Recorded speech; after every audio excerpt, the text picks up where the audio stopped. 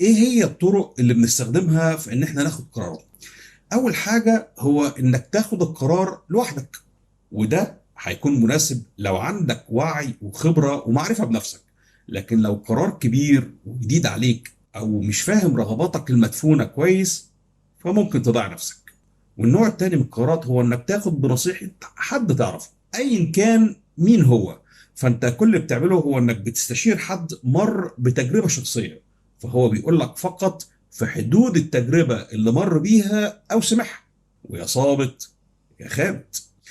اما الخيار الثالث هو انك تلجأ للانترنت والسوشيال ميديا، بس خلي بالك مش كل حاجة هتناسبك، ومش كل تجربة صالحة للتكرار، ولانك هتمر على اراء كتيرة، ففي الاغلب لو انت مش فاهم اولوياتك هيزيد تشتتك في الاختيار.